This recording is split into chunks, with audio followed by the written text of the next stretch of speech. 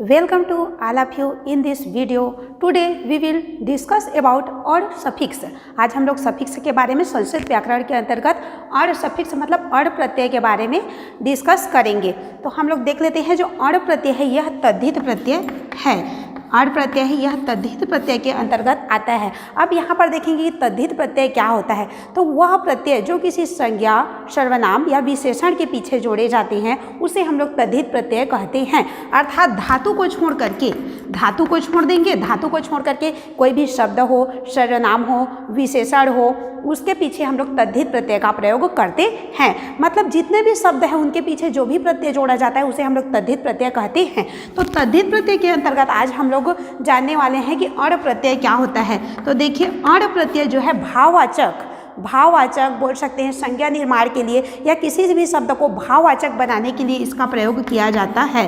भाववाचक, कोई भी भाववाचक बनाने के लिए या गुण को दर्शाने के लिए इसका प्रयोग किया जाता है। मतलब कोई भी, और अड़ प्रत्यय जो है वह शब्द के पीछे में जोड़ा जाता है। कोई भी शब्द रहेगा, कोई भी शब्द है, लेकिन ध्यान देंगे कि धातु नहीं रहेगा। कोई भी शब्द रहेगा, शब्द के पीछे में हम लोग भाववाचक बनाने के लिए अड़ का प्रयोग करते हैं। अड़ का प्रयोग कोई भी शब्द में किया जाता है भाववाचक बनाने के लिए। और अड़ प्रत्यय से जो शब्द निर्मित होता है, अड़ प्रत्यय लगाने के बाद जो शब्द या पद निर्मित होता है या तद्धितांत निर्मित होता है, जो भी पद तद्धितांत निर्मित होता है वह किसी भी समूह को बोध करता है या फिर तो संतानवाची होता है। संतानवाची मतलब संतानवाची मतलब बोल सकते हैं कि संतान को प्रदर्शित करता है कि यह उसके संतान का है, यह उसका संतान है, या वंश को प्रदर्शित करता है, या बोल सकते हैं पुत्र को प्रदर्शित करता है। समूह को प्रदर्शित करेगा, संतानवाची भी होगा, वंश को प्रदर्शित करेगा और पुत्र को प्रदर्शित करेगा। किसी भी वो शब्द है उसके गुण को भी प्रदर्शित करता है। और देखिए देवतावाची में भी इसका प्रयोग किया जाता है। यहाँ पर देवतावाची मतलब देवों के अर्थ में भी, मतलब इस देवता को यह मानने वाला है, इस अर्थ में भी इसका प्रयोग किया जाता है। उसके बाद देखिए झुंड, समूह या झुंड को प्रदर्शित करता है। मतलब जब भी झुंड, यहाँ पर देखिए जब भी हम लोग बोल सकते हैं, जब भी हम लोग अड़ प्रत्यय प्रयोग करते हैं तो वह उससे जो शब्द निर्मित होता है, कोई भी शब्द है उसके साथ अगर हम लोग अड़ प्रत्यय प्रयोग कर दिए तो उससे जो शब्द निर्मित हुआ या पद निर्मित हुआ, जो तद्धितांत निर्मित हुआ, मतलब शब्द के साथ जो प्रत्यय जुड़ करके जो नया शब्द बना वह किसी भी बोल सकते हैं किसी भी शब्द के गुण को दर्शाएगा, कोई समूह या झुंड को दर्शाएगा। संतानवाची मतलब इसका पुत्र है, इसका पौत्र है बोल करके संतानवाची, यह वंश को दर्शाएगा। या फिर तो देवतावाची होगा, मतलब इस देवता को मानने वाला है, इस अर्थ में प्रयोग करेंगे। और उसके बाद देखते हैं पढ़ने वाला या फिर तो जानने वाला, किसी भी चीज़ को जानने वाला है या उसे पढ़ने वाला है, मतलब उस कार्य को करने वाला है, उसको जानने वाला, उसमें दक्ष है के लिए भी हम लोग इस अड़ प्रत्यय का प्रयोग करते हैं। यह बहुत ही इंपॉर्टेंट प्रत्यय है जो कि बहुत सारे अर्थों में इसका प्रयोग किया जाता है। गुण को दर्शाएंगे, समूह को दर्शाएंगे, संतानवाची, झुंड को प्रदर्शित करेगा, वंश को प्रदर्शित करेगा, पुत्र को प्रदर्शित करेगा, मतलब वह इसका पुत्र है बोल करके देवतावाची के लिए प्रयोग किया जाता है। पढ़ने वाले के शब्द में भी इसका प्रयोग करते हैं और जानने वाले के अर्थ में भी इसका प्रयोग किया जाता है। अब हम लोग देख लेते हैं कि अड़ प्रत्यय जब भी हम लोग कोई भी शब्द के पीछे प्रयोग करते हैं तो इसमें जो अड़ा है उसका लोप हो जाता है और सिर्फ हम लोग अ को ही जोड़ते हैं। बोलेंगे कि हम लोग अड़ प्रत्यय प्रयोग किए, लिखेंगे भी कि हम लोग अड़ प्रत्यय प्रयोग कर रहे हैं, लेकिन जब भी वह शब्द के साथ जुड़ता है तो उसमें सिर्फ अ ही जुड़ता है और अड़ा जो है उसका लोप हो जाता है। तो जब भी हम लोग बोल सकते हैं कोई भी शब्द में जोड़ेंगे तो ये क्या है, अ ही जुड़ता है। जैसे एग्जाम्पल ले लेते हैं हम लोग, मनु है, मनु में हम लोग जोड़ देते हैं, मनु एक शब्द है संज्ञा, तो मनु में जब भी हम लोग अड़ प्रत्यय जैसे प्रयोग किए तो हम लोगों का मनु हो गया, मनु प्लस अड़ का हम लोग रा को लुप्त कर देते हैं तो बचा अड़। तो इस प्रकार से अगर हम लोग इसको जोड़ेंगे मतलब इसमें अ को ही जोड़ेंगे।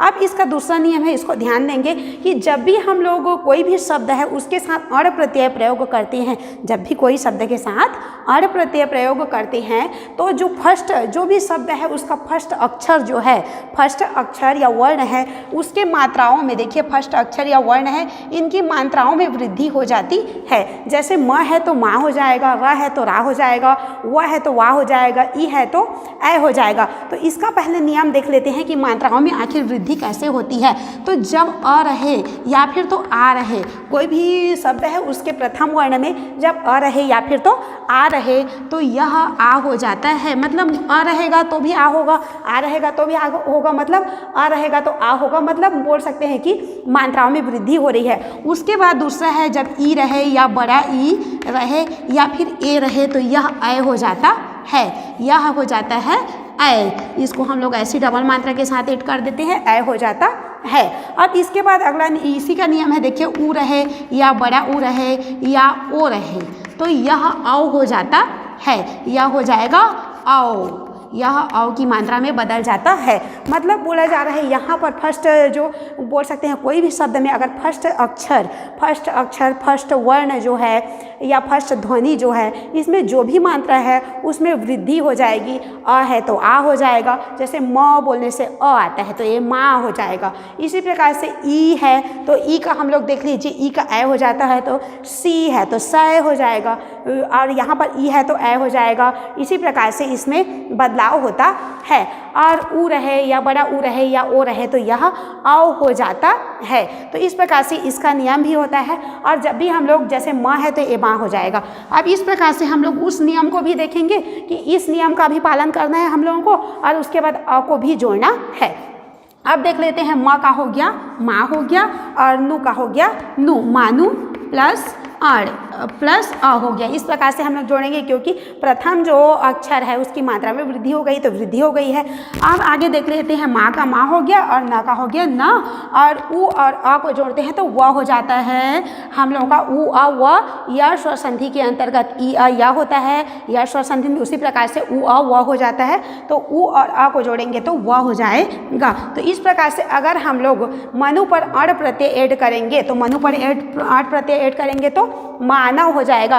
अगर ये बोल सकते हैं, अब इसको हम लोग पुल्लिंग में इसको यूज करते हैं कि बहुत सारे संतान, मनु की संतान, मानवा मतलब होता है मनु प्लस अड़ इक्वल मानवा, तो इसका अर्थ होता है मनु की संतान। तो इस प्रकार से मनु की जो संतान है उसके लिए मानव प्रयोग करेंगे और इसमें चूंकि पुल्लिंग में प्रयोग करेंगे तो मानवा हो जाएगा, मनु की संतान मानवा या मनु का पुत्र हो जाएगा मानवा। अगर स्त्रीलिंग में इसका प्रयोग करेंगे तो हम लोग इसको मानवी कर सकते हैं, जैसे मानवा है मनु का पुत्र या मनु की संतान, और जैसे मानवी करते हैं तो मनु की पुत्री या मनु की संतान होगी।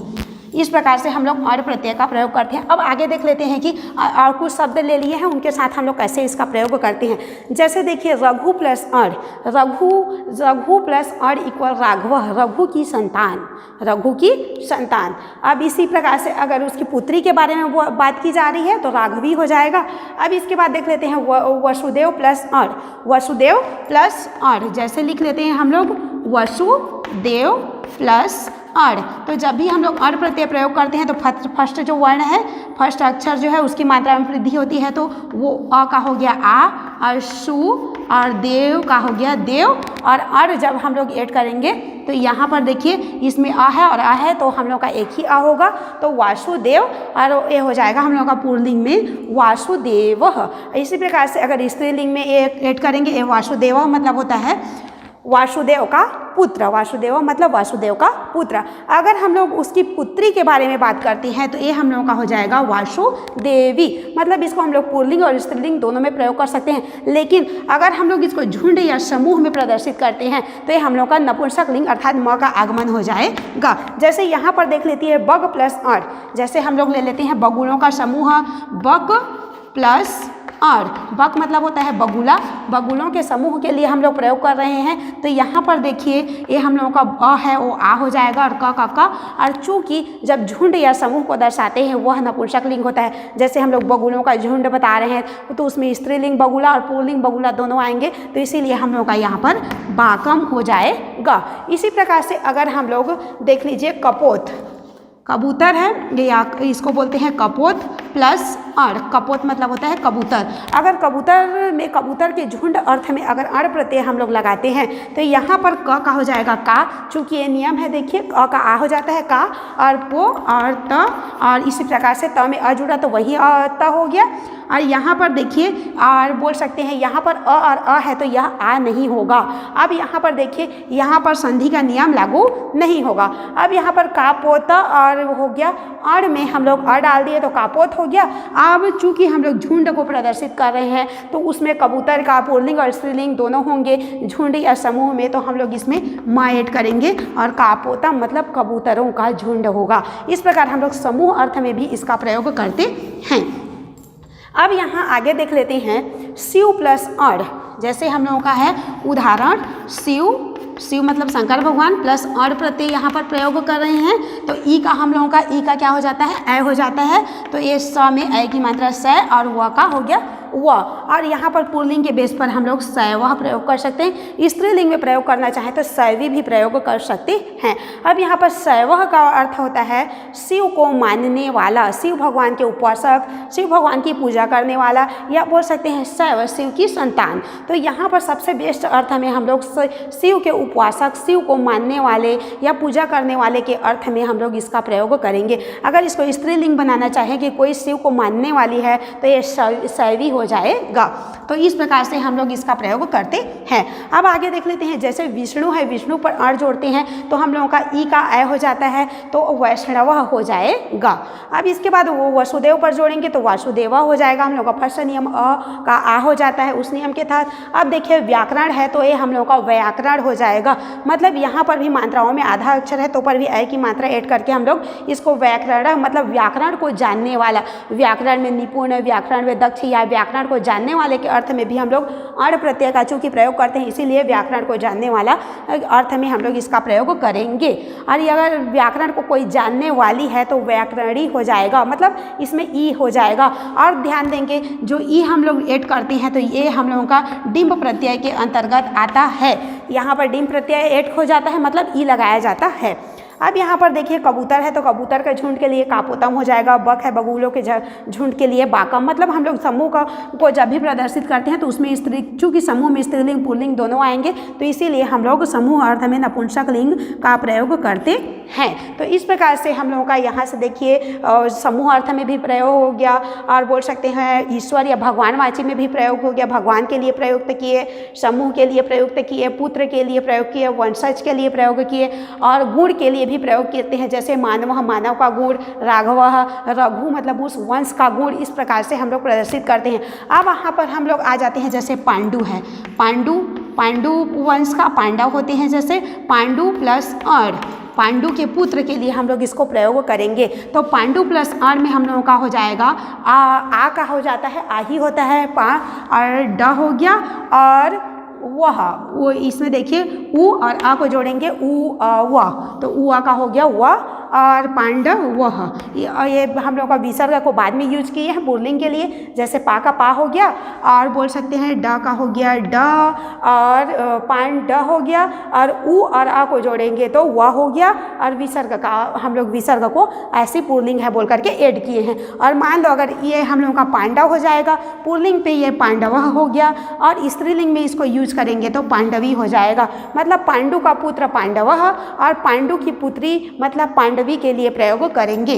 पुत्री बोलने से पांडवी यूज करेंगे। जैसे दशरथ का पुत्र दशरथ प्लस अड़ इक्वल दाशरथा हो जाएगा। नकुल में हम लोग अड़ प्रत्यय प्रयोग करेंगे तो नाकुला हो जाएगा। गंगा पे अड़ प्रत्यय प्रयोग करेंगे तो गंगा हो जाएगा, और सहदेव पे अड़ प्रत्यय प्रयोग करेंगे तो सहदेव। वृषा मतलब वर्षा पर ऐड करेंगे तो वार्षः मतलब वर्षा का पुत्र। यहाँ पर वरुण पर ऐड करेंगे तो वारुण, गंगा पर ऐड करेंगे तो गांगः। मतलब ये बोला जा रहा है कि जितने भी हैं यह पुत्रवाची, मतलब उसके पुत्र के लिए हम लोग दर्शा रहे हैं कि पांडु का पुत्र पांडव, दशरथ का पुत्र दाशरथ, नकुल का पुत्र नाकुला। इस प्रकार से हम लोग पुत्र अर्थ में इसका प्रयोग करते हैं, संतानवाची में इसका प्रयोग करते हैं। इन सभी में हम लोग अड़ प्रत्यय ऐड करेंगे तो पांडव, दाशरथ, नाकुल, सहदेव, इस प्रकार से होता जाएगा। अगर हम लोग इसको स्त्रीलिंग रूप देना चाहेंगे, पांडु की पुत्री, दशरथ की पुत्री ऐसी बोलना चाहेंगे तो हम लोगों का जो पांडव है यहाँ पर है, पांडवः जो है यह पांडवी हो जाएगा, मतलब पांडु की पुत्री, पांडवी मतलब पांडु की पुत्री, दासरथी दशरथ की पुत्री, नाकुली मतलब बोल सकते हैं नकुल की पुत्री, मतलब हम लोग उसका स्त्रीलिंग रूप भी बना सकते हैं। लेकिन जब भी हम लोग झुंड के रूप में यूज करेंगे तो इसमें नपुंसक लिंग प्रयोग होगा। तो इस प्रकार से हम लोग अण प्रत्यय का प्रयोग हम लोग बोल सकते हैं समूहवाची में प्रयोग करते हैं, या फिर तो समूहवाची में प्रयोग करते हैं, भाववाच्य में प्रयोग करते हैं, किसी के गुण को दर्शाने के लिए भी प्रयोग करते हैं, और कोई जानकार है या पढ़ने वाला है या किसी की जानकारी रखने वाला है उसके अर्थ में भी हम लोग प्रयोग करते हैं, ईश्वर को मानने वाला है इस अर्थ में भी हम लोग अण प्रत्यय का प्रयोग करते हैं। समूह में भी करेंगे और बोल सकते हैं संतानवाची वंशज के लिए भी हम लोग अण प्रत्यय का प्रयोग करते हैं। और अड़ा में अड़ा लुप्त हो जाता है, बाकी शेष जो अ बचा है उसे हम लोग कोई भी शब्द है उसके पीछे जोड़ देते हैं। और जब भी हम लोग कोई भी शब्द के पीछे अण प्रत्यय प्रयोग करते हैं तो जो फर्स्ट बोल सकते हैं अक्षर रहता है उसकी मात्राओं में वृद्धि होती है, इस नियम के तहत उनकी मात्राओं में वृद्धि होती है। और जब भी हम लोग अण प्रत्यय जोड़ते हैं तो चूंकि अड़ा का लोप हो जाता है और अ बचा, तो अ के बाद हम लोग पुल्लिंग ऐड करेंगे तो अ के बाद हम लोग विसर्ग 2 डॉट यूज करेंगे, अगर स्त्रीलिंग में ऐड करेंगे तो ई ऐड करेंगे। इस प्रकार से हम लोगों का अण प्रत्यय यहाँ से पूर्ण होता है। Thank you.